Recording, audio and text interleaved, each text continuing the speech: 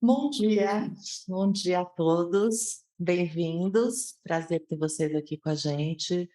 Faz tempo que a gente não se encontra, que o nosso último evento teve que ser adiado por um probleminha que o palestrante teve, mas foi transferido para novembro, então em novembro teremos aqui o Dr. Renato Berhoff. E hoje a gente tem um tema e dois palestrantes super especializados nesse tema, que são os instrumentos jurídicos de proteção patrimonial, em geral, um tema que desperta muito interesse, muita atenção, e a gente trouxe aqui para o INSPER, super atualizado, já tivemos uma apresentação sobre esse tema com outro escritório, e hoje a gente tem o prazer, já há bastante tempo, e hoje a gente tem o prazer de ter aqui com a Lia Roston e com o Marcelo Saciotto. A gente está com um microfone só, então a gente vai ficar revezando aqui o microfone, senão o pessoal que está assistindo não consegue ouvir. E na hora de fazer perguntas, eu também tenho que levar o microfone para vocês. Então, vamos se coordenar, tá bom?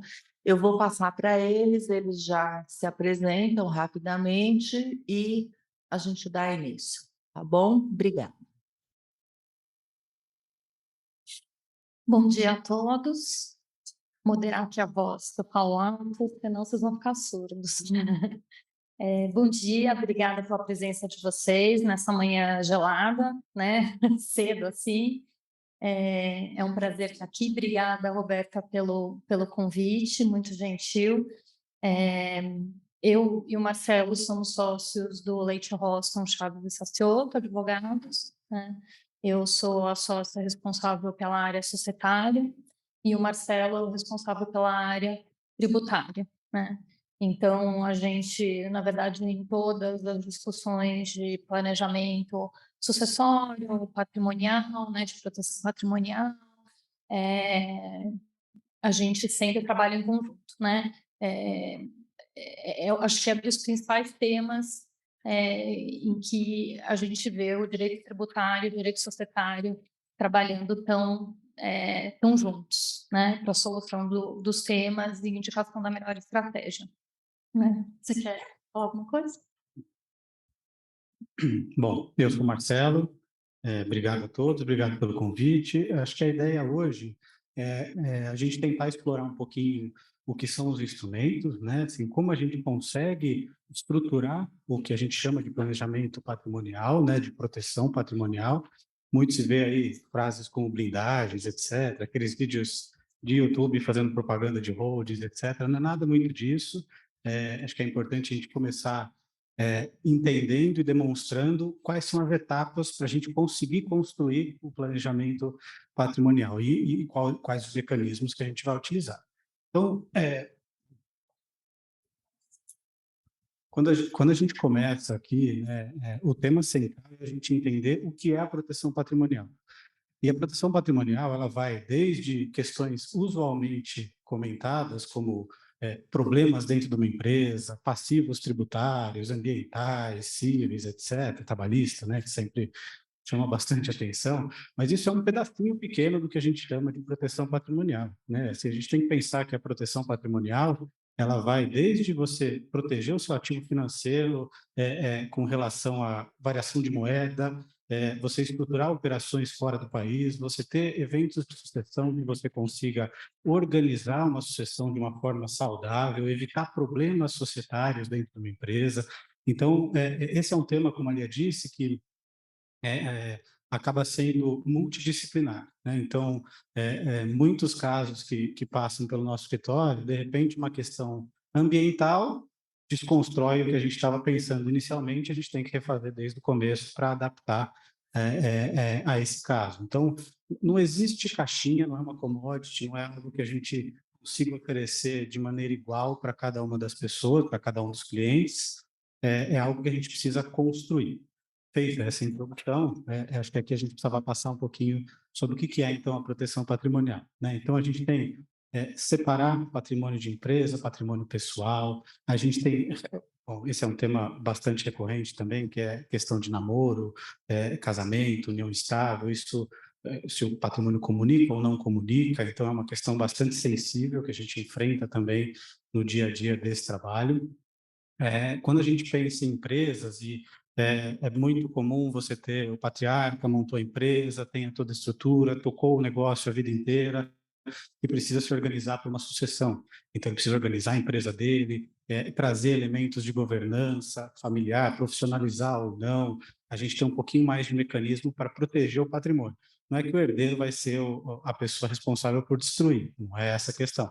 Mas a gente tem que também entender a expressão da vontade do fundador, né? De quando você vai fazer uma sucessão, quem originou o patriarca, que originou o patrimônio, ele tem o direito, vamos dizer assim, de se organizar, de entender como é que ele quer que dê a destinação do patrimônio dele. A gente tem a regra legal, mas a gente tem mecanismos para melhorar essa destinação de patrimônio, que é a intenção de perpetuar o legado familiar. Outro tema, a gente tem também importante, são figuras como seguros e etc., previdências, que tendem a amenizar problemas futuros em eventos de sucessão, né, que são os ressarcimentos de perdas. A gente também esbarra, por isso também o multidisciplinar, não só pela questão dos problemas fiscais que uma empresa pode ter, uma pessoa física pode ter, que a gente vai tratar na frente, mas a gente tem que pensar também que existem formas inteligentes da gente se organizar, especialmente na sucessão. Isso significa um menor custo fiscal, né? A gente tem que tomar cuidado, né, com o custo fiscal em qualquer transação, né? É um custo alto em qualquer evento que a gente vai fazer.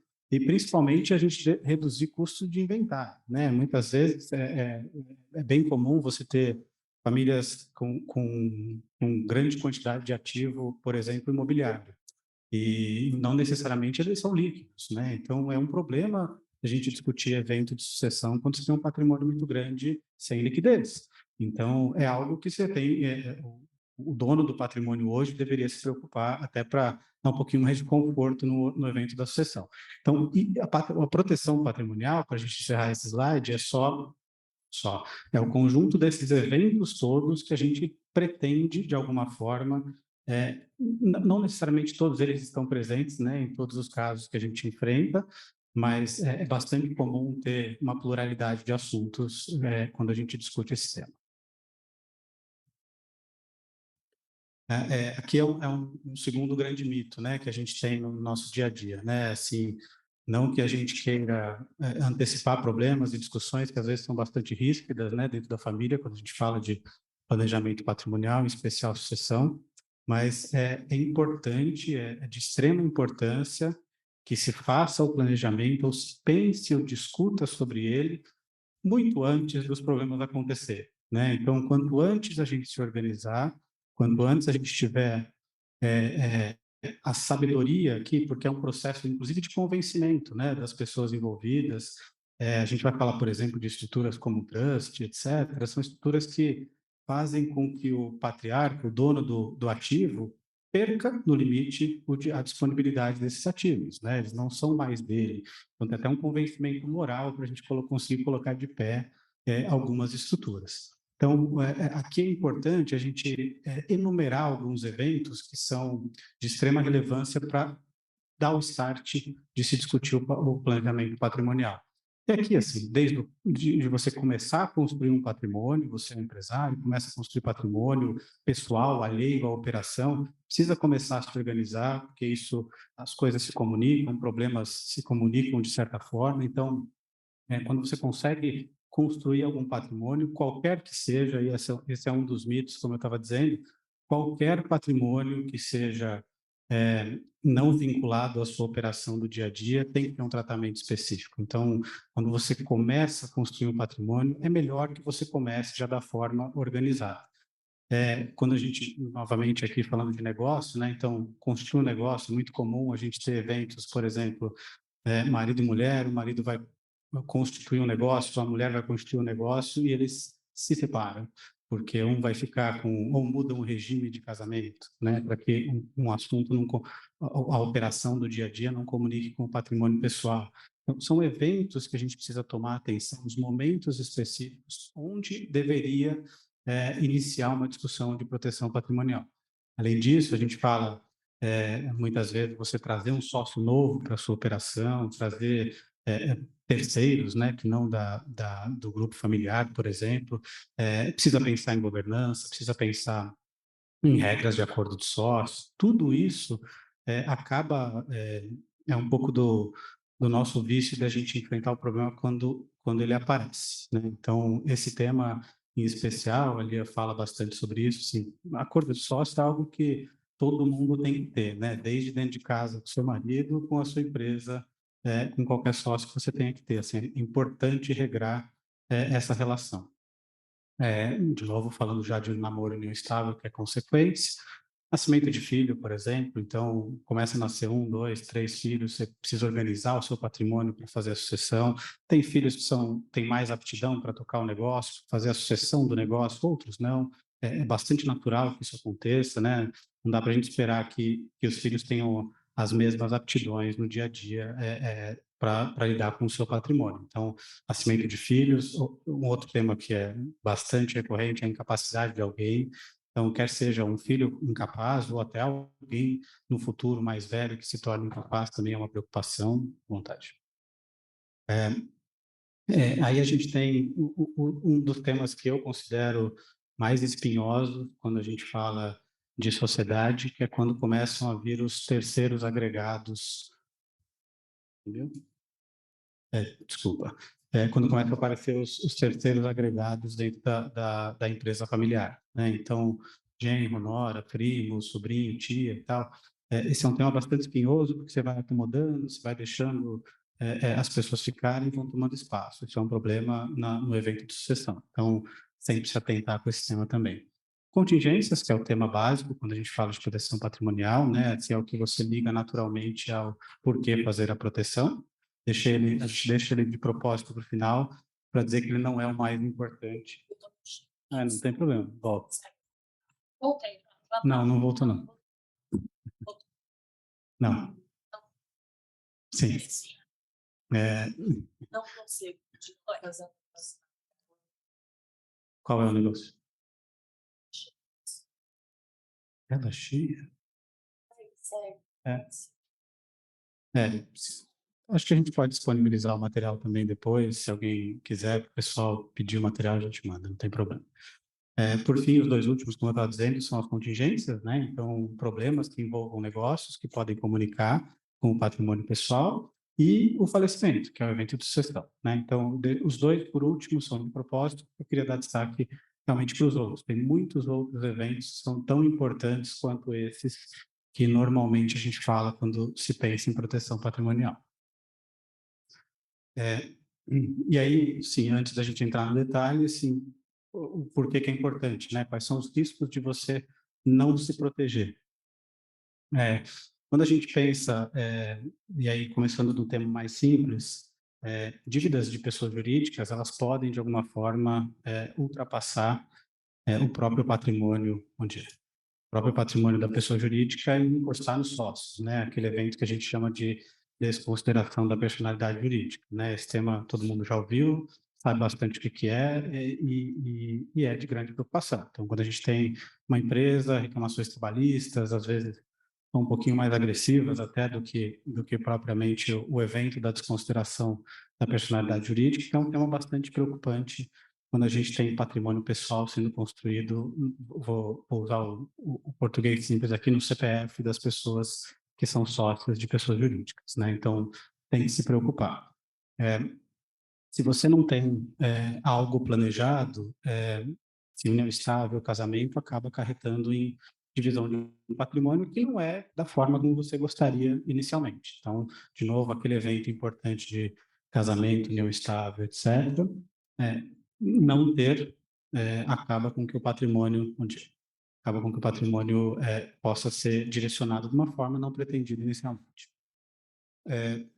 Seguindo aqui, A gente tem também conflitos familiares. Esse é o tema, como eu disse, bastante espinhoso, de difícil resolução depois que eles começam a acontecer. Normalmente viram brigas judiciais gigantescas e longas e penosas, inclusive para o negócio.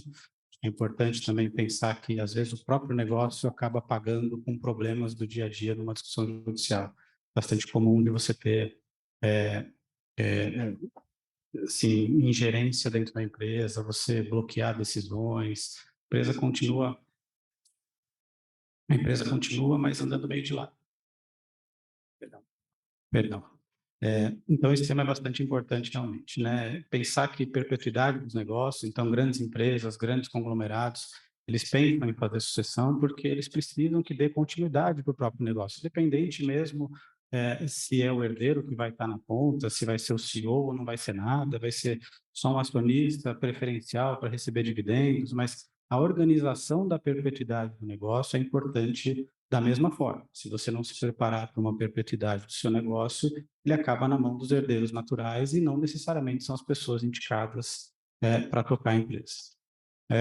Enfim, colação de bens, custos de despesas não planejados. Acho que tem uma série de itens aqui que eu queria destacar na sequência aqui com vocês, mas aí puxando um pouco para o meu lado, ineficiência fiscal, né? Assim, paga-se muito mais imposto quando você não planeja, quando você não se estrutura. Imóveis tem um custo gigantesco numa sucessão, você pode organizar isso de uma forma muito mais barata. Então, assim, não tem muito justificativa quando você constitui um patrimônio de você não se organizar para evento de sucessão. Não, você pode ter nenhum dos eventos que estão em cima, nenhuma das preocupações, é só a economia que você gera dentro de uma estrutura organizada de sucessão, além do planejamento como um todo de proteção, reduz o seu custo fiscal. E acho que daqui é mais ou menos isso.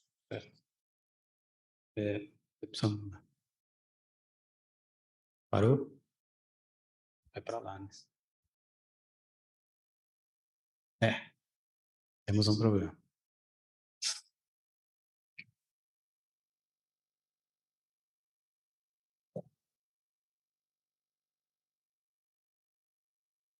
Opa, pulou um, não?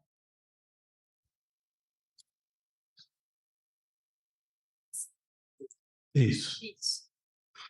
Então aí a gente começa a pensar, assim, a principal frase aqui é, como eu disse no início, que tudo isso aqui é personalíssimo, né? Então, não existe plano pronto, não tem receita de bolo aqui para a gente falar o ideal é isso aqui, mais aquele elemento, aquele outro. Nada funciona dessa forma nesse tipo de trabalho. Então, fujam de qualquer comoditização dessa estrutura, desse planejamento. Tá? Isso não funciona.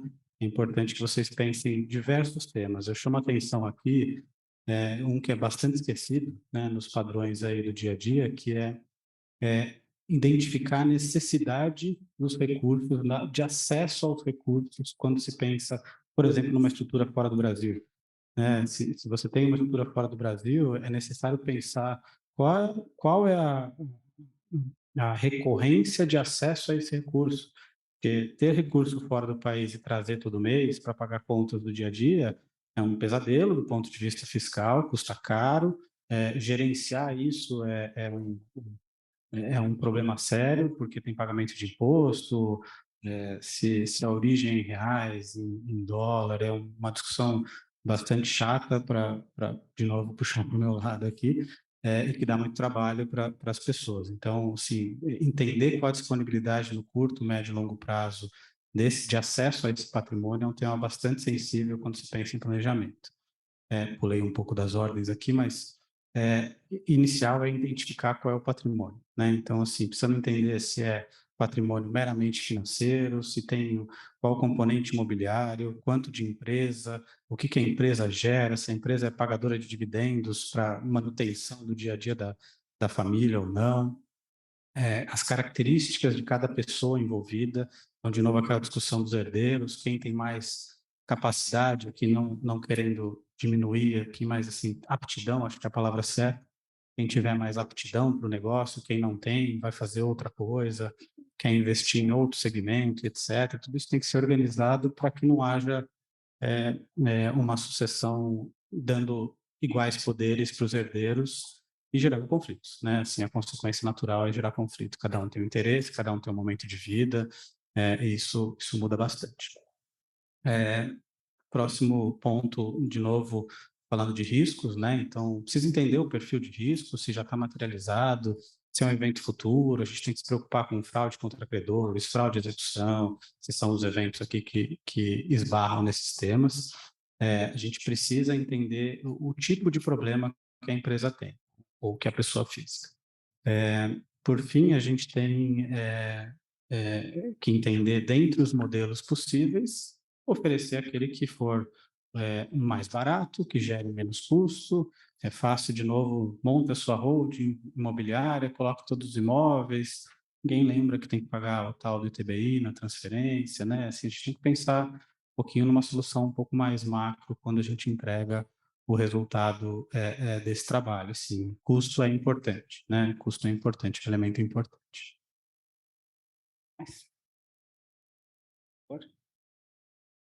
E aí a gente entra, então, tudo isso aqui foi uma introdução, né? Só para cansar um pouquinho vocês, mas aqui a gente entra no que precisa realmente o tema da nossa conversa.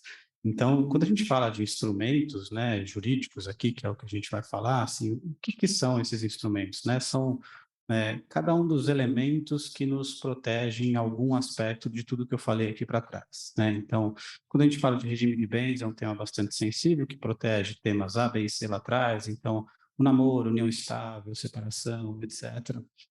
O testamento, que é algo que eu acho que eu não gosto de usar a palavra de popularizar, mas assim, tá muito mais em uso hoje do que era no passado, que é algo bom, bastante saudável.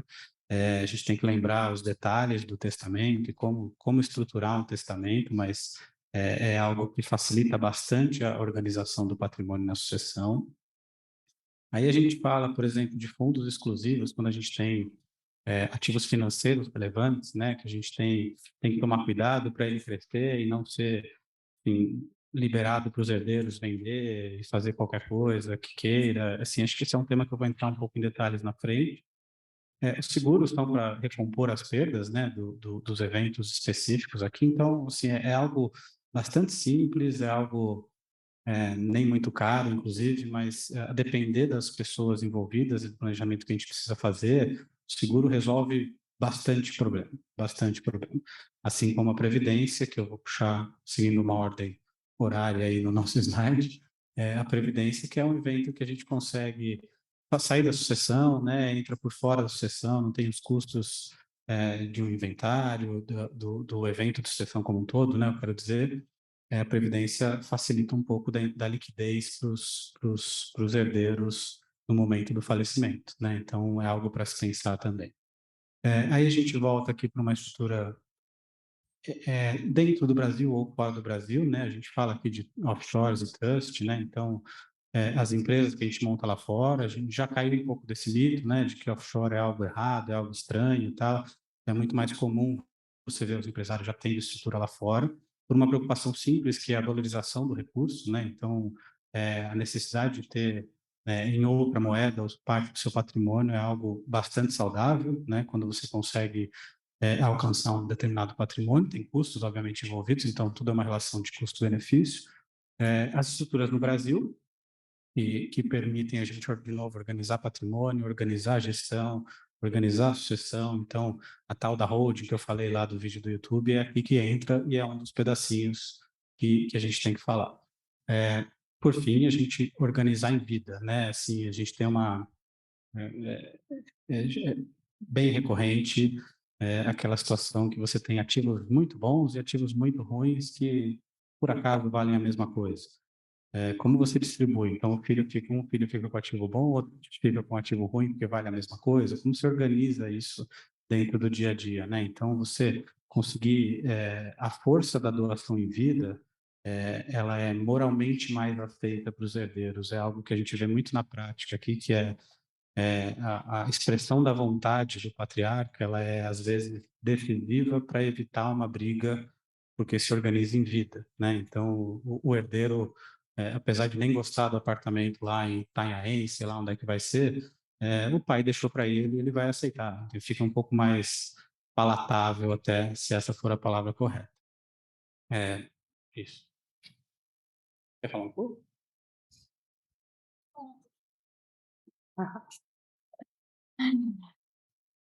Bom, pessoal, acho que a ideia não é a gente aprofundar regime de bens aqui, acho que não é o objetivo, mas a provocação que eu faço é que é muito relevante no momento, né, em que se forma um casal, a discussão do melhor regime de bens, considerando as circunstâncias que envolvem aquele casal, né?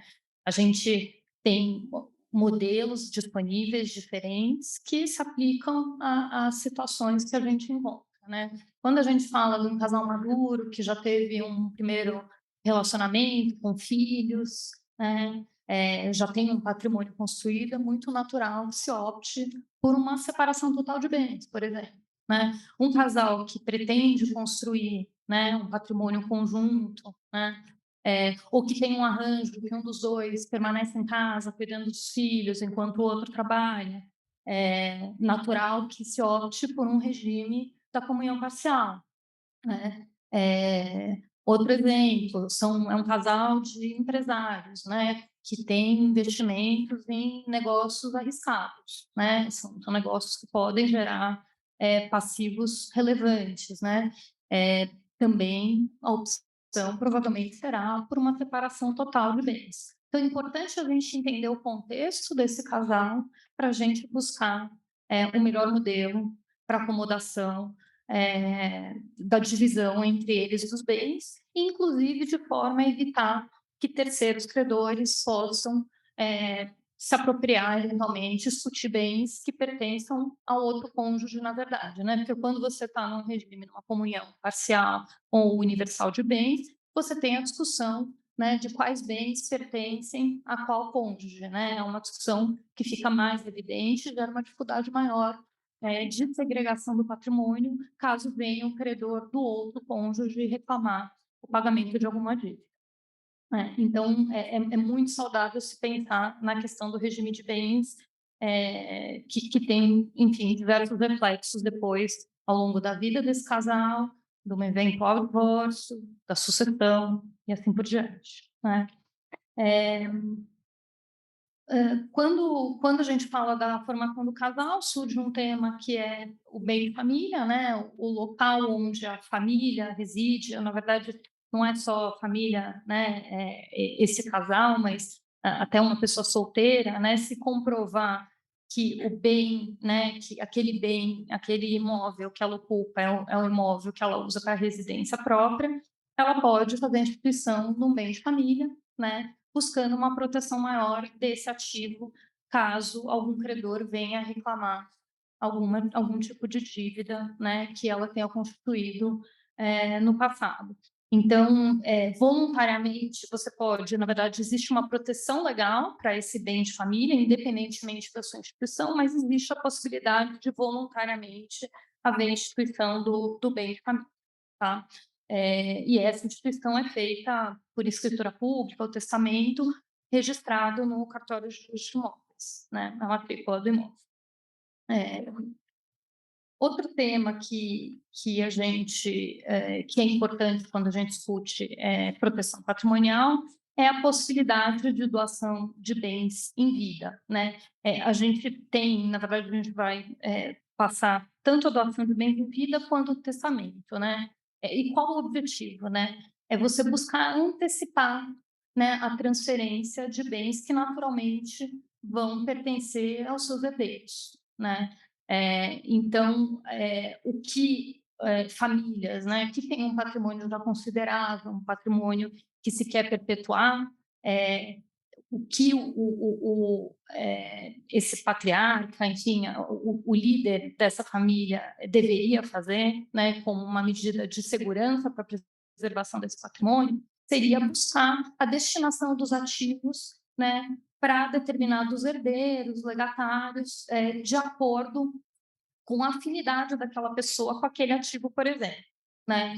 Então, quando você entra numa discussão de doação de bens ou de testamento, de elaboração de testamento, é importante você verificar a afinidade, né, dos bens com aquela pessoa para a qual o bem está sendo destinado. Só para ser mais específica, recentemente a gente participou de um planejamento de proteção patrimonial que era um homem, né, um senhor de idade já, que estava prestes a falecer, né, depois veio a falecer, mas ele tinha 9 filhos, de 3 núcleos familiares diferentes, com 3, uma nunca foi casado, com a mãe de 3 dos filhos nunca casou com ele, outra que foi casada e a outra que tinha uma união estável.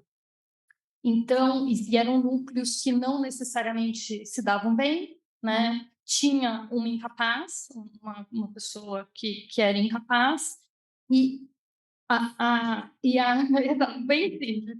E a avaliação que a gente fez foi como a gente deveria buscar a distribuição dos bens considerando esses 3 núcleos familiares.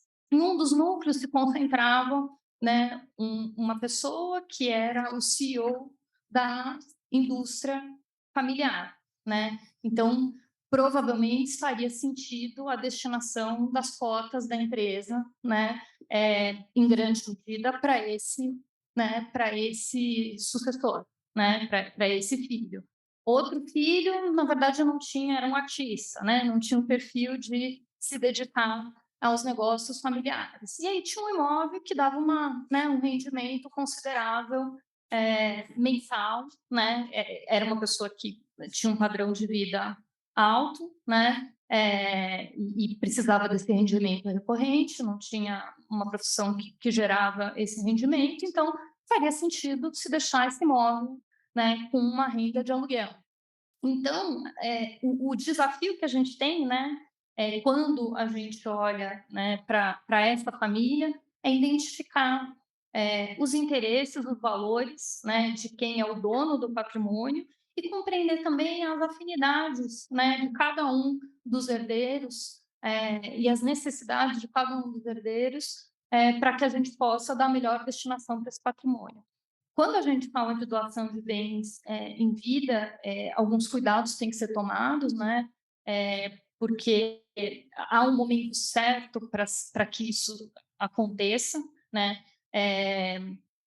A gente tem que ter uma preocupação, porque muitas pessoas vêm procurar, né, o escritório, eu quero fazer um planejamento de proteção patrimonial, e quando você vai, já tem uma falência em andamento, né, já tem diversas execuções em curso, né, e aí como você vai fazer um planejamento adequado e seguro se a situação, na verdade, a gente já não tem mais essa disponibilidade dos bens que ele tinha antes desses eventos, né, de cobrança de dívidas e, de fato, se você faz um planejamento nesse momento, que não é o momento ideal, você pode realmente vir a incorrer numa fraude contra credores, né, e o negócio pode ser anulado, ou até uma fraude de execução, e outras discussões do tipo de fraude, né, nesse planejamento.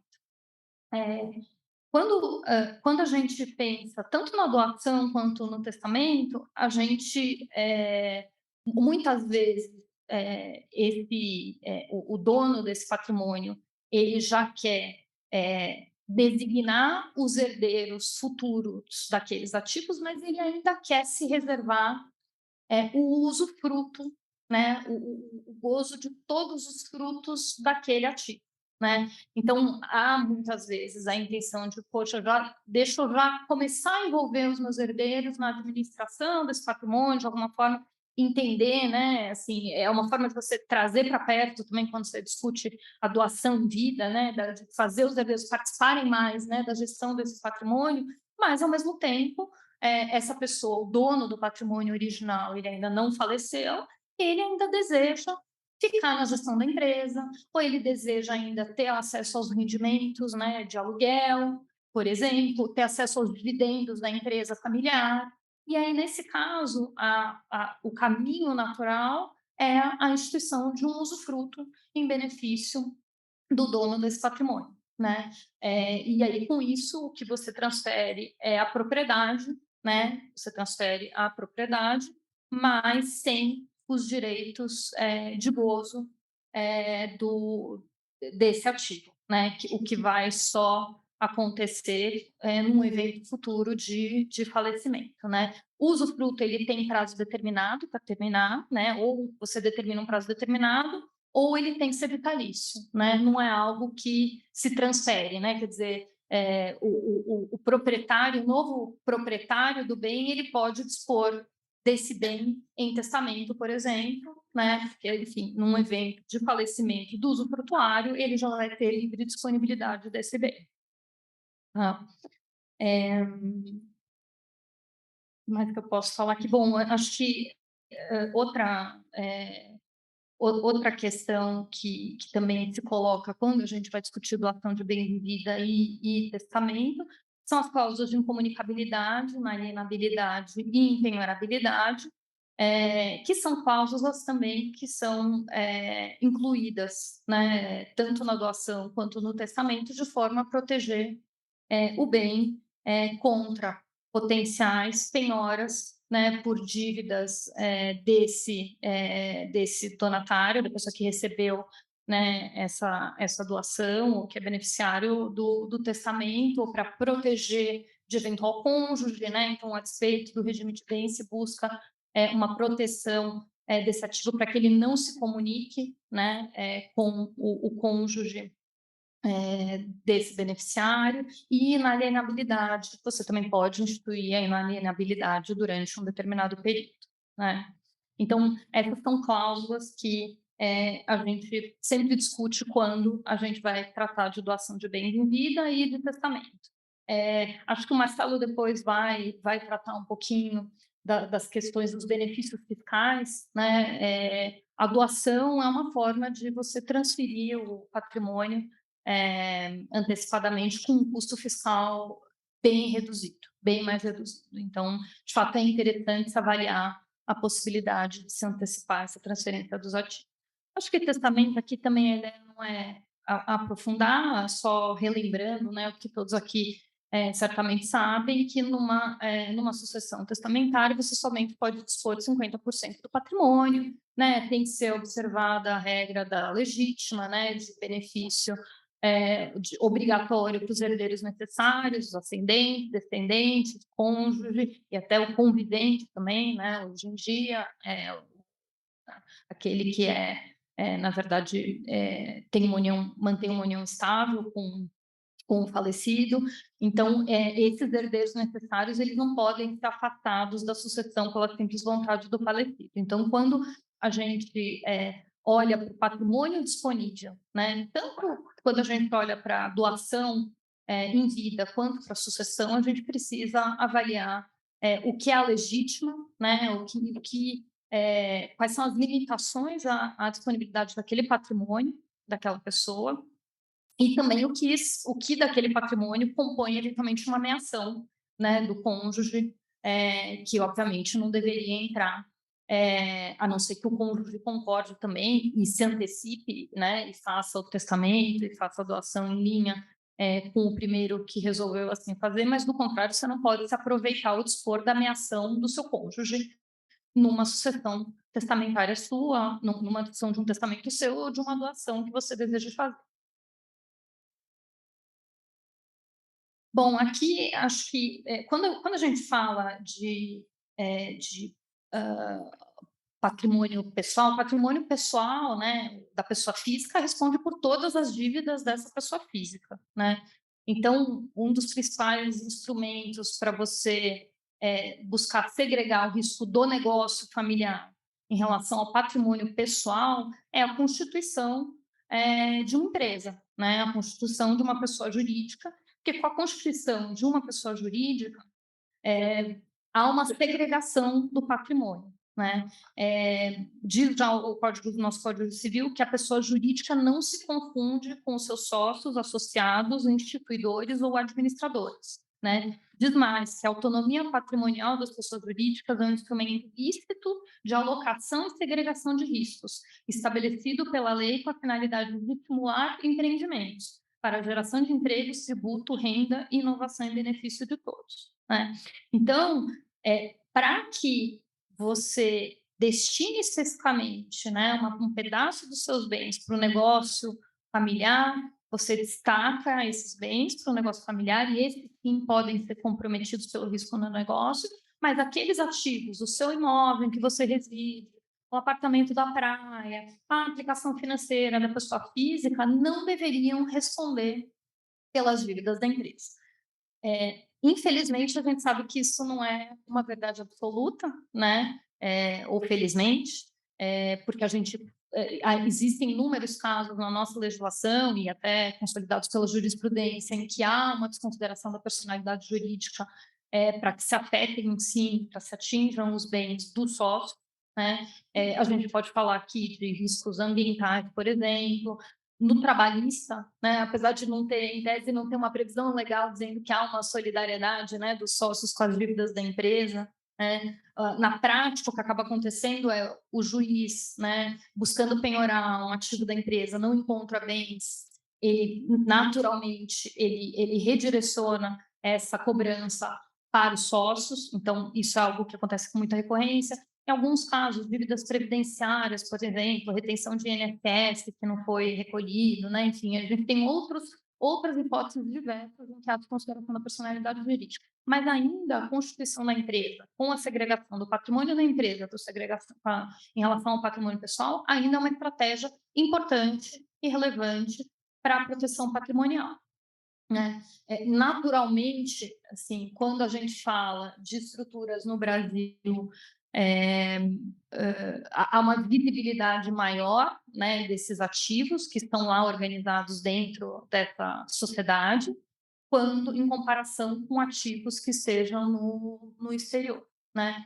Quando a gente olha para o Brasil, acho que a primeira coisa que a gente precisa dizer é a recomendação sempre é se utilizar quando a gente fala de uma sociedade empresária, né? É você constituí-la sob a forma de uma sociedade limitada ou uma sociedade anônima, né? Porque existem outros tipos societários que prevêem a responsabilidade dos sócios e não tem por dívidas da empresa e não tem as mesmas proteções e não tem também regras tão consolidadas como a gente tem em relação às sociedades limitadas e às sociedades anônimas. Lembrando que a gente pode ter mais de uma holding, né? Quando a gente discute planejamento patrimonial, né? Por exemplo, uma pessoa que tenha um patrimônio constituído por imóveis que gerem uma renda recorrente, né? Por outro lado, seja seja sócio de uma indústria, né? Faz sentido reunir a participação na indústria e esses imóveis que geram essa renda dentro de uma mesma estrutura de holding? Não faz, né? São ativos com características diferentes, com propósitos diferentes. Então, numa situação como essa, se recomenda, inclusive, a constituição de estruturas distintas para a questão dos imóveis e outra para a questão da indústria. Até porque surgem, quando a gente olha para uma participação societária, desafios outros que não se propõem no caso da organização dos imóveis e outros desafios que se propõem naturalmente no caso da organização dos imóveis e não surgem quando a gente discute a questão da participação societária. E tem outros casos que não é interessante nem você pensar numa estrutura de holding, quando você fala de aplicações financeiras, né? Provavelmente você vai para um outro caminho, quando você trata de aplicações financeiras, imóveis em que as pessoas residem, né? Muitas vezes você gostaria de ter o conforto da questão do bem de família, a depender da situação, né, de crédito no mercado, ou tem até benefícios fiscais, né, quando você fala em algumas situações de imóveis que você tenha adquirido recentemente. Enfim, então, tudo isso tem que ser avaliado para a melhor distribuição desses ativos. Quando a gente olha para a holding, acho que as questões que a gente precisa discutir, né, são as regras de governança, né, naturalmente. A gente olhar para quem vai ser o administrador dessa holding, faz sentido que seja um dos herdeiros, né, ou a gente deveria buscar um administrador profissional independente, entender se algum dos herdeiros tem esse perfil, né, se já se dedica, por exemplo, se a gente falar de uma holding que detém, né, a participação no negócio da família, se é um herdeiro que já tem uma posição de administração dentro da empresa, ele entende do negócio, ele já está envolvido com o negócio há muitos anos. Será que não faz sentido dar poderes específicos para esse herdeiro, para que ele possa, então, nomear os administradores, que seja se autonomear ou nomear outros administradores? Na questão da administração, a depender de quão robusta, né, é essa empresa familiar, pode-se discutir um conselho, a constituição de um conselho de administração, de uma diretoria, de se discutir, né, talvez os familiares mais antigos, né, que já têm bastante experiência, se posicionarem mais no conselho da empresa, né, no conselho de administração, e aqueles que estão mais à frente do negócio ficarem na diretoria, ou profissionalizar a diretoria e deixar a família no conselho de administração e buscar um membro independente no mercado também, para refrescar as ideias lá no conselho de administração. Então, essa discussão é uma discussão primordial quando se propõe a questão da constituição da holding familiar ou de qualquer estrutura para influência no negócio. A criação de regras claras de deliberações de sócios, quais são as matérias que dependem de deliberações de sócios, quais as matérias que se destinam ao conselho de administração e quais ficam na diretoria, pensar no direito de voto, né, e nos percentuais dos herdeiros. Lembrando, a gente está aqui fazendo um planejamento, a gente pode, aquele herdeiro que tem um perfil que não é um perfil voltado a um negócio, será que não faz sentido beneficiá-lo com imóveis e com uma participação menor na empresa, uma influência menor na empresa, e aquele que se dedica à empresa ser beneficiado com uma participação maior na empresa, né? E com isso a gente faz as amarrações de quórums de forma que essa pessoa que se dedica mais ao negócio, uma pessoa mais da confiança, né, do atual controlador, que ele perpetue o negócio e ele dê continuidade. Ao mesmo tempo, quando você olha para os minoritários, né, para aqueles herdeiros que não têm uma participação relevante, você precisa garantir, de alguma forma, a rentabilidade daquela empresa ou a distribuição de dividendos mínimos, né, que beneficia essas pessoas que não foram, por outro lado, agraciadas com um percentual de participação tão elevado, que não tenham tanta influência na decisão. E aí outras questões, né, a depender do número de pessoas envolvidas, outras questões também devem ser trazidas, e na verdade a gente recomenda até que elas sejam trazidas independentemente do número de sócios, porque são questões que em algum momento da vida da companhia elas vão surgir, que é qual a regra para venda de ações, de cotas, né? Eu posso vender livremente no mercado, poxa, mas é uma empresa familiar, tem que dar direito de preferência, direito de primeira oferta, né? Ou um tag along, e até um tag along para essa pessoa, eu decido vender, eu sou um herdeiro, eu decido vender minha participação. Será que o meu sócio, que é meu irmão, né, ele não deveria ter o direito de acompanhar essa venda, né? E a depender, se eu sou o controlador, eu sou aquele que toca o negócio, decido vender, ele não deveria ter um tag along total, no limite, me obrigar a encaixar 100% das cotas, ações que ele tem nessa venda para um terceiro, já que a pessoa de confiança dele, né, está se desfazendo do controle, por exemplo, no caso de uma venda de controle. Regras de retirada, né? Desentendimento entre familiares é algo que acontece. A gente tem que ter regras claras. Alguém não quer mais participar do negócio. Como essa pessoa se retira do negócio? Quanto paga para essa pessoa? Né? A gente estipula regras de pagamento de haveres, né? De apuração, do quanto, né? Pode estabelecer múltiplo de EBITDA, pode estabelecer valor patrimonial. Essa discussão é uma discussão saudável também, quando se fala da estrutura de holding. Exclusão de sócios, regras de opção de compra, solução de impasses que podem surgir. Tudo isso são assuntos, todos são assuntos que a gente deve antecipar na discussão dessas estruturas no Brasil. E são questões que se propõem também, sejam estruturas no Brasil, sejam estruturas no exterior. Quer comentar um pouquinho das... Cansa. Então, perdão. Acho que o que a Pelé está dizendo aqui é assim, que cada um desses itens que ela vai enumerando protege um aspecto, né? Então, assim, quando a gente pensa nos eventos de sucessão, etc., eu vou falar de estrutura no exterior aqui em especial, a gente tem que se preocupar com diversos elementos, como a gente já tratou. Quando a gente fala de internacionalização de ativos, né, às vezes o ativo está aqui no Brasil, precisa ser levado para fora, quer seja pela proteção cambial, quer seja para adquirir a casa em Miami, aquelas histórias todas que a gente vê no dia a dia, ou empresas fora, né? Pode ser algo muito mais produtivo do que só imóveis para uso de lazer. Você precisa ter estruturas fora que vão regrar o dia a dia dessa empresa e desse patrimônio. E aí a gente abre um leque quase que infinito aqui do que são as estruturas fora do Brasil. Por que isso?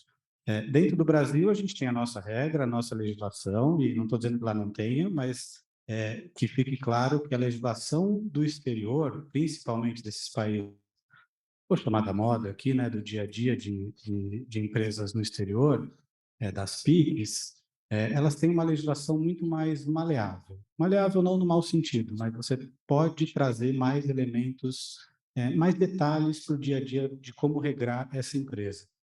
Então, as PICs que a gente usa normalmente para fazer investimentos no exterior, às vezes é mais barato você fazer investimento na bolsa através de uma PIC do que fazer aqui no Brasil. Esses são contrassensos que, na verdade, está dado pela legislação e precisam ser observados.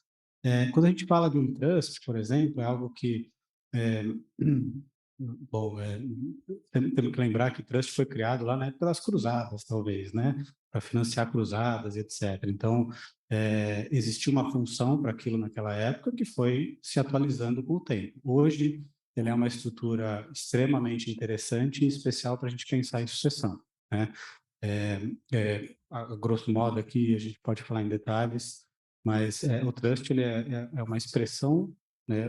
Alguém que é dono de um patrimônio entrega esse patrimônio para ser gerido de acordo com regras que ele próprio estabelecer.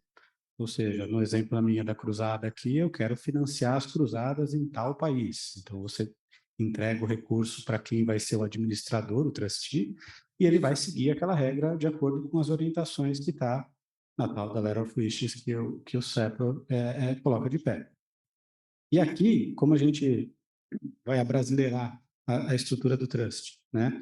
A gente vai fazer o evento de sucessão controlado. Esse patrimônio deixa de ser da pessoa que detém o patrimônio originariamente, então isso fica dentro de... É um contrato, trust é um contrato, então está dentro de um contrato com regras definidas, não pode ter nada além daquilo que está definido, mas pode ser um elemento, por exemplo, para entregar recursos anualmente para os seus herdeiros para o resto da vida. Então, você tem ativos financeiros fora do país, vai ter um financial advisor, vai ter uma estrutura, tem uma própria PIC embaixo que vai organizar o patrimônio fora, mas você tem regras específicas para liberação. A gente tem casos no escritório que são, por exemplo, existe liberação anual para cada herdeiro de tantos mil dólares. Então, cada um tem a sua estrutura, está em cada lugar do mundo, vai receber esse recurso do trust numa ordem automática do dia 5 de fevereiro de cada ano. E assim que vai funcionar para o resto da vida. Tem cláusulas específicas de quando libera mais recurso, vou dar um exemplo prático aqui, que é, assim, alguém tem algum problema de saúde, então consegue acelerar a entrega de recursos. O que eu quero dizer com tudo isso é que, assim, imagina só, dentro da legislação brasileira, nem cabe esse movimento dessa forma. Você nem consegue direcionar mais dinheiro para alguém que precisa de recurso, por exemplo, um tratamento de saúde, porque você precisa respeitar as regras da destinação da legítima, né? Se for essa a discussão. E aí imagina que são vários herdeiros, cada um tem a sua família, pode ser alguém da família de baixo, então nem é herdeiro direto. Você consegue, é muito mais maleável. É claro que precisa justificar um patrimônio para ter a estrutura fora. Não é tão caro como se imagina, mas é um pouco mais caro do que ter, por exemplo, uma estrutura no Brasil. É bastante interessante quando a gente pensa em ativo financeiro ou estrutura operacional fora do Brasil. Então, quem tem esse pedaço, né, esse tipo de ativo, tem que sempre olhar com cuidado para o trust, que é uma ferramenta bastante interessante. Você consegue falar um pouquinho do Mili Trust? Olha, assim, de novo, é uma tentativa de abrasileirar um pouco das estruturas, né? Então, assim, o trust, por excelência, ele é um pouco mais complexo. Existem jurisdições, inclusive, que já existem, é isso que a gente está falando aqui, né? Jurisdições que criam estruturas menores, mais simplificadas, para que pulverize. Vamos pensar em BVIs e Panamá, etc.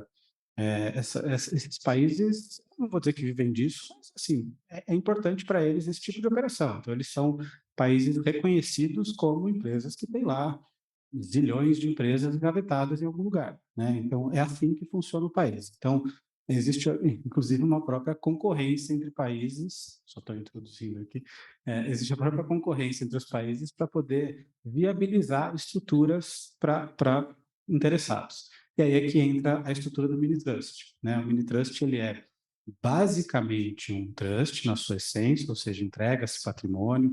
A gente fala se é reversível ou não reversível, as características se mantêm, então as figuras importantes se mantêm. Ele é muito menos complexo do ponto de vista de gestão. Tem muita regulamentação que nem existe aqui no Brasil, né? Trust é um negócio que aparece agora, a SNP nova que saiu. Mas, assim, Roberto, para ser muito específico, eu vou quase dizer que ela é uma estrutura um pouco mais barata no fim do dia e mais simples, mas ela tem quase todos os elementos. O que que não vai ter? Você tem figuras um pouco mais importantes dentro do trust, que, então tem o settlor, que é quem entrega, isso vai se manter. Você tem os beneficiários, obviamente, que são os destinatários dos recursos nas regras estabelecidas.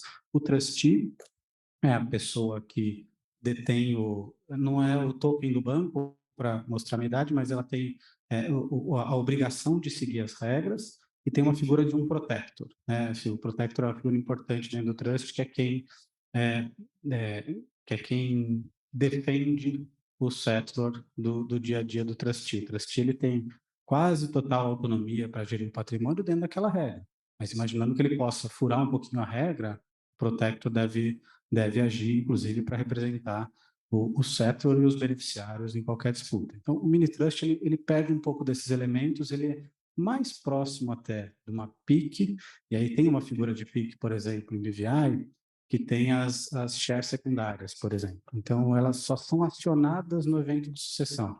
Então, hoje eu sou dono de uma PIC que está constituída lá, por exemplo, em BVI, e ela só se aciona a segunda classe, que são os meus herdeiros, eu já deixo eles lá, eles não tocam no dia a dia, não mexem no dinheiro, não fazem absolutamente nada, a não ser no meu evento de falecimento, que é quando liga as cotas, o direito deles acessarem o patrimônio.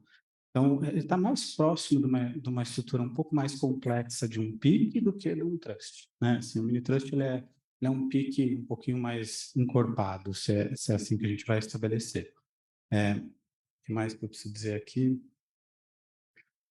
Eu queria só voltar na estrutura de empresa brasileira, porque a gente tem exemplos no seguinte sentido. É bastante comum, por exemplo, quem tem imóvel rural, né? Imóvel rural, produtor rural, é muito na física, né? Deixa o imóvel na física, apura tudo na física, é mais barato, é muito mais interessante para o dia a dia. Para esse cara, não faz sentido a gente falar de colocar esse imóvel dentro de uma pessoa jurídica. Então, nada é absoluto de tudo que a gente está falando, né? Assim, a gente pensa como um patrimônio imobiliário, tá bom, pega todos os imóveis, joga dentro de uma pessoa jurídica e vai viver de aluguel lá e está tudo certo. Não necessariamente. Então, tudo que a Lia estava dizendo aqui das regras de governança para baixo, aqui nesses inúmeros itens que a gente está falando, eles podem ser calibrados, às vezes, para atacar um ou outro ativo, né? Por isso que se torna essa discussão toda muito personalíssima. Mesmo um patrimônio imobiliário vão ter 3, 4, 5 soluções para o mesmo tipo de ativo. Então, é importante a gente entrar um pouco mais no detalhe. Segue, acho que eu falo mais disso.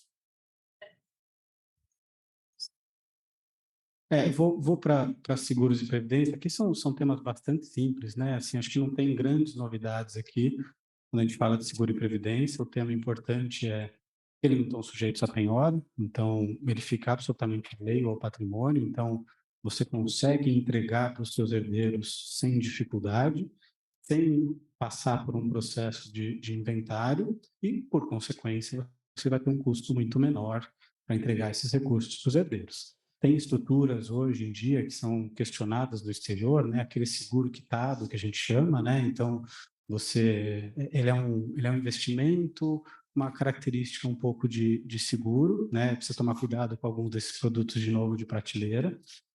Eles podem ser questionados e aí você tem que trazer ele para dentro dessa discussão de inventário, bastante comum.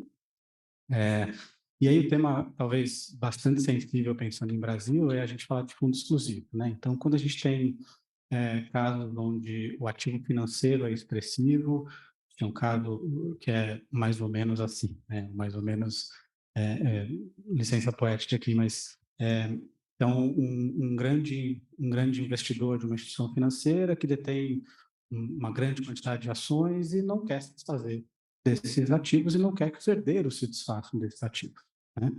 Então, você pensa numa inalienabilidade, nasquelas cláusulas específicas no evento de sucessão, mas os herdeiros dos herdeiros perdem esses elementos, né? Então, foi criada uma estrutura de um fundo para que detenha essa participação, porque recebe um monte de dividendos, um monte de bonificação, tem uma justificativa além do próprio dono, né, desse ativo querer que não seja vendido, tem uma justificativa financeira, mas cada um tem o seu momento de vida, né? Cada um dos herdeiros, às vezes, você tem lá R$ 1 zilhão ali, eu quero um pedacinho, e não pode.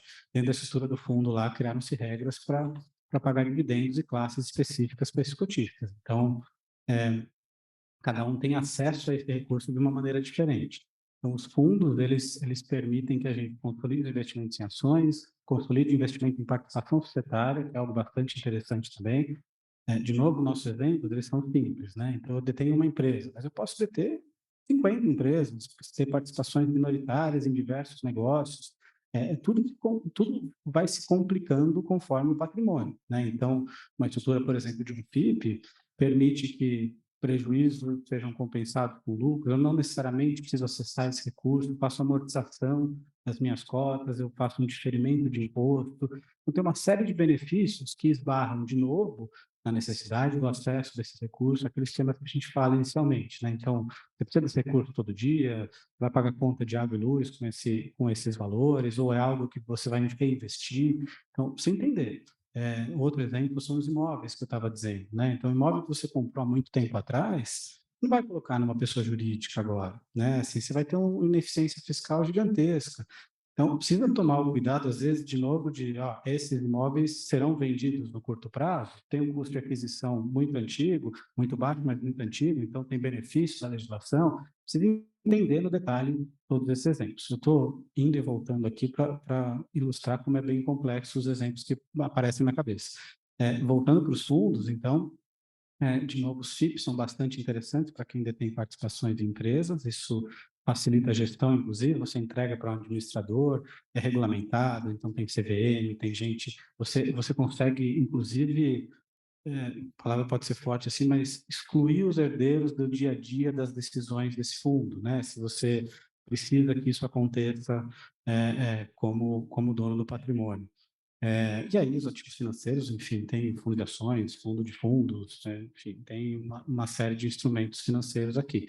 É possível até, que é bastante até comum, não ter os benefícios todos de fundo de investimento imobiliário, mas é bastante comum de se criar fundos de investimento imobiliário e não a própria holding, né? Então, ao invés de ter a própria holding imobiliária, né, que a gente está acostumado, cria um fundo imobiliário. Então, você alavanca o seu negócio, você faz crescimento, então, às vezes é muito mais interessante do ponto de vista de sequência dos negócios.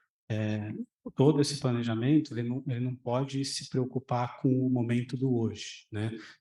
Insisto para que sempre, quando qualquer um se deparar com esse tema, olhe para a sequência de atos que o cliente, a pessoa que estiver conversando com todo mundo aqui, precisa percorrer, né? Então, precisa vender imóvel, não precisa vender imóvel, vive de aluguel, não vive de aluguel, é produtor rural, não é produtor rural. Uma série de outros documentos aqui, vão ser contratos, vão ser criados nessas relações que vão se estabelecer nos detalhes. Isso. Bom, agora a parte boa. Quando a gente fala de tributação, né, então a gente tem três grandes tributos aqui que a gente vai falar, que vão cercar essa discussão toda. A gente fala de TCMD, estou usando como exemplo 4% aqui, né, pensando em São Paulo e pensando em não alterações de legislação, né, que sempre nos assombram aí. Pensar em antecipar uma sucessão, por exemplo, hoje, eu diria que, inclusive, é um stop loss aí, né? Porque, na sequência, certamente, como Rio de Janeiro e outros estados, a gente vai ter uma alíquota progressiva de acordo com o patrimônio. É difícil a gente não pensar nessa evolução. Então, hoje custa 4, Então, hoje é o menor imposto que existe, fora exploração de pedras preciosas lá em algum lugar. Mas 4% é realmente barato pensando em tributação Brasil, né? Então, precisa entender se não faz sentido, ainda que com proteções de usufruto, etc., que se faça a sucessão já. Você tem hoje preços travados, base de cálculo muda, por exemplo, imóvel é sujeito a valor venal de referência, uma discussão, uma briga que a gente tem sempre no judiciário, porque na prática eles aplicam a regra do valor venal de referência, a gente briga e ganha, mas tem que brigar. Então, no dia a dia, quanto antes você antecipar uma sucessão, principalmente de imóveis aqui para ser bem específico, mais barato ficará, né? Essa é um grande benefício, quer seja pela mudança da legislação que vai ter, quer seja pela própria atualização dos valores ano a ano, que o valor venal de referência vai mudando, né? Isso esbarra no ITBI, né, que é essa discussão que eu estou falando também. Relação ainda do ICMD, como é que você vê o ICMD nos planos de previdência? Em teoria não. Em teoria não. Plano, assim, eu vou dizer que não incide como regra. A gente vai encontrar decisões, sim, que vão contra a não incidência, mas a regra é que não incide. Como ele não está sujeito à sucessão, né, os planos de previdência clássicos, não deveria incidir, né? Essa é a regra. Mas quando há o entendimento de que aquele específico ingressa na sucessão, aí nesse caso você entende que sim. Se entrar na sucessão, E acho que essa o divisor de águas aqui é se ele vai entrar na sucessão ou não, né? Então, quando a gente, em teoria, seguros e previdência não deveriam entrar na sucessão. Você indica o beneficiário, não necessariamente são seus herdeiros, inclusive, né? Você pode indicar um terceiro qualquer, né, como beneficiário do seu plano de previdência ou do seu seguro de vida, por exemplo. mas o problema é que as pessoas pegam o dinheiro, colocam na previdência, que acaba virando uma aplicação como outra qualquer. Essa é a grande discussão. E é aqui que você desconstitui. Perdão, me lembra, então, me fala de novo. Perguntei, você disse o seguinte, que o rigor não tributa. Aí o meu questionamento ainda que entrasse na sucessão, não tributaria, ou nesse caso sim, e aí na sequência você falou que não entra na sucessão, e eu questionei essa questão das pessoas desvirtuarem a própria previdência. A discussão toda, para os demais acompanharem, é que os planos de previdência, se eles são tributados ou não pelo TCMD. Essa é a primeira pergunta, e a resposta que eu vou seguindo na sua própria pergunta é a seguinte: esse instrumento é tratado por diversas situações como um investimento puro e não um plano de previdência. Principalmente essa briga de herdeiros, né? Então, quem vai levantar a mão aqui para dizer se isso deveria ser um plano de previdência ou não é quem se sentir penalizado. Essa é a prática que a gente vai enxergar. Na essência, o plano de previdência ele é alheio a essa discussão de inventário e, portanto, sucessão. Se você descaracterizar o plano de previdência numa briga de sucessão para tratar como um investimento puro, aí ele vira como se fosse qualquer aplicação em qualquer fundo e aí está sujeito à sucessão. Então, a discussão ela não é da natureza da própria previdência, mas sim o fato da gente desconsiderá-la como a característica pura de previdência e sim um ativo financeiro qualquer, né? Qualquer ativo financeiro tem que entrar e a gente não tem discussão quanto a isso. Então, a prática, a regra existe, no dia a dia, assim, eu arrisco a dizer que qualquer dos herdeiros vai brigar por esse plano de previdência, porque pode ser um valor expressivo e pode ser que um terceiro está recebendo e vai ficar todo mundo um pouco enciumado aí. Então, na prática, se descaracterizar né, a previdência, não tem o que fazer. Então, o divisor de águas aqui não é se a gente caracteriza como base de incidência ou não, mas como ele é tratado, né? Então, se ele é um plano de previdência ou não. Aí os elementos aqui quase que de fato vão brigar e determinar se é um plano de previdência ou não. Enfim, custo Brasil. Não sei, era isso? O outro tema que é bastante recorrente aqui é a gente pensar em imposto de renda. Uma novidade aqui, não sei se todos acompanharam, assim, a gente fala de ganho de capital, né? Ganho de capital na alienação de imóveis, etc. É uma decisão da STF aqui bastante recente, dizendo que não se tributa imposto de renda sobre ganho de capital na sucessão de imóveis. imóveis, mesmo quando a gente transferiu o imóvel por um valor maior do que o registrado no IR do falecido. Então, explicando a regra aqui, que é um pouco mais chata, eu tenho meu imóvel declarado no meu imposto de renda por R$ 100, porque eu comprei em 1900 e nada, e quando eu vou falecer, o meu herdeiro vai pagar o ITCMD sob outra base, não essa que eu que eu tenho declarada, isso é uma primeira conta, e o meu herdeiro tem a opção de registrar no IR dele pelo custo de aquisição meu, pela transferência pura, ou pelo valor da base do ITCMD, que inclusive ele pode determinar com o valor de mercado. Ele poderia falar que vale 100 milhões ao invés de R$ 100 e pagar os 4% em cima disso. Só que aí entra a discussão do ganho de capital.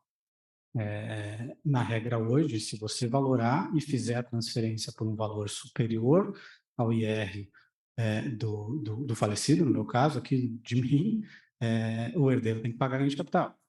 E essa decisão do STF agora que está dizendo que não, porque isso seria tratado como uma bitributação, porque tem ITCMD e também o imposto de renda. Então, algo bastante quente nessa discussão hoje em dia, né? Esse tema é bastante relevante na sucessão, porque é basicamente o que a gente vê no dia a dia, né? Sucessão daqueles 2 ou 3 imóveis que até quem nem se planejou, né? Naturalmente, alguém vai ter lá um imóvel que vai fazer a sucessão. Então, vale tomar um certo cuidado nos eventos de sucessão por hora.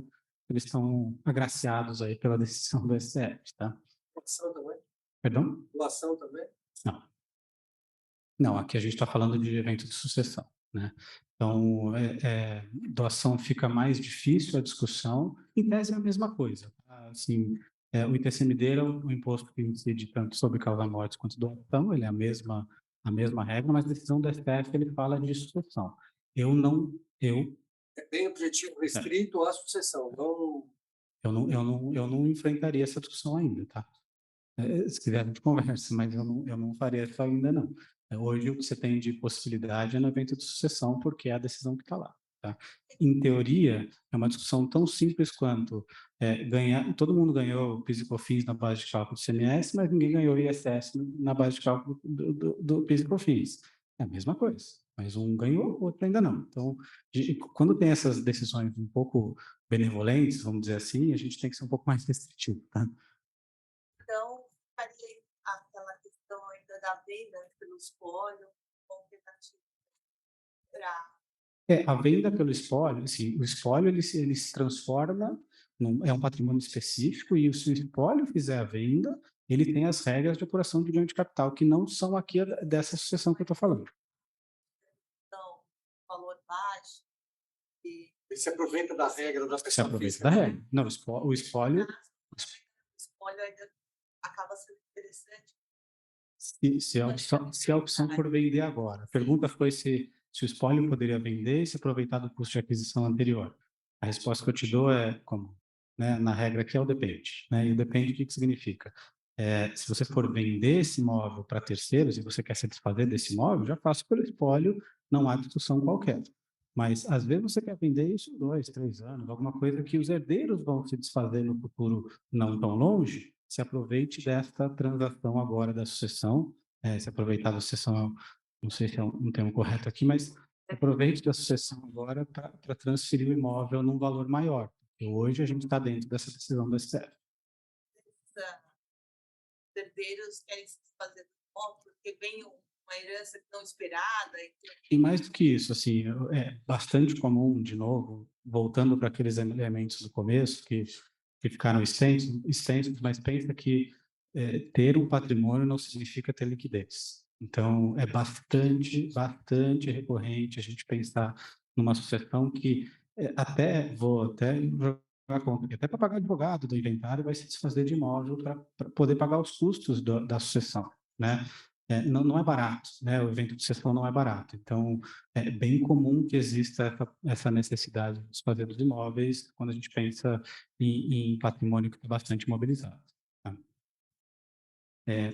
Então, só terminando aqui, a gente tem, quando a gente tem, por exemplo, uma estrutura de fundo, a amortização de cotas é algo que nos permite diferir imposto, então, pelo menos em condições normais de temperatura e pressão, até próximas alterações, próximos capítulos, etc. Hoje a gente tem FIPs que a gente consegue aportar um valor expressivo e receber a amortização de cotas dos rendimentos que estão lá embaixo, ainda que rendimentos, mas com amortização de cotas, diferindo a tributação lá para frente. Então, é um benefício de você postergar a tributação hoje numa estrutura de fundos. E aí tem a regra de tributação de ativo no exterior, né, que é um outro bicho aí que está bastante quente.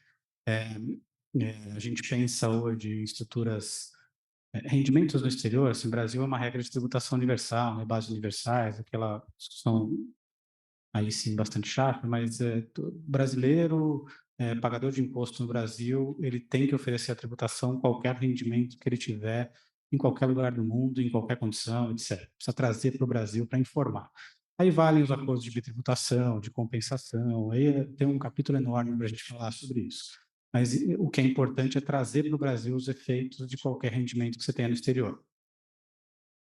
A depender do rendimento, você tem uma tributação específica, né? Então, aqui a gente fala de ganho de capital quando é na pessoa física, aí você paga sobre variação cambial, você paga os juros. Honestamente, assim, quem puder evitar isso só pela dor de cabeça, faz. Assim, dificilmente estará certo, por mais religiosa a análise que se faça, é muito complexo o cálculo, é bastante comum estar errado. Então, é importante você ter os seus ativos fora do Brasil, dentro de uma estrutura de uma empresa. Você, de novo, até segunda ordem, pelo menos por enquanto, você difere o reconhecimento desses ganhos para o momento que você traz dinheiro para o Brasil. Agora, aqui entra uma discussão bastante específica, né, que é a MP 1171 aí, que mudou um pouquinho da regra de tributação fora. Ela cria um abismo entre estruturas offshore de paraísos fiscais, né, os regimes tributários privilegiados, etc., e outras empresas fora do país. Qual é a principal diferença? É se uma é ainda no caixa, então aquelas que não são regimes privilegiados, você tributa no momento que você recebe, né? Então, transfere, traz de volta o dinheiro, paga imposto. A outra já vai ter tributação a cada 31 de dezembro. Ninguém sabe como vai ser na prática, se os perdas vão ser compensadas integralmente ou não. É um bicho bastante novo aí. E vai ser, sim, pelos próximos anos aí, se essa MP ficar, vai ser questionado em alguns aspectos. Mas a regra então, até para se estruturar lá fora, é importante pensar onde vai ser a jurisdição desses ativos, né? Assim, onde você vai escolher montar a sua PIC ou o seu trust. Importante até na sequência a gente fala aqui, é isso mesmo. Então, eu até trouxe aqui porque tem algumas diferenças importantes, né? Quando a gente pensa em tributação, a MP, ela muda um pouco a sistemática de tributação, então, como era e como passou a ser, pensa que essência, eu mando a apresentação e fiquem tranquilos. Isso aí também está em todo lugar, isso aí está bastante. Então, assim, quando a gente pensa ganho de capital versus demais rendimentos numa regra atual, e a regra nova da 1171 é basicamente até 6 mil, depois de 6 mil a 50 mil, e acima de 50 mil, que está até no próximo slide, fica mais fácil estar falando, é aqui que muda.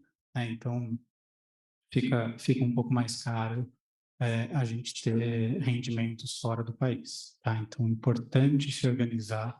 Quem aqui pensou em mandar aquela conta que abriu lá na viagem, quando foi para Miami, e hoje investe em Petrobras nos Estados Unidos, né? Assim, é importante reorganizar esse patrimônio por conta de toda essa mudança de tributação.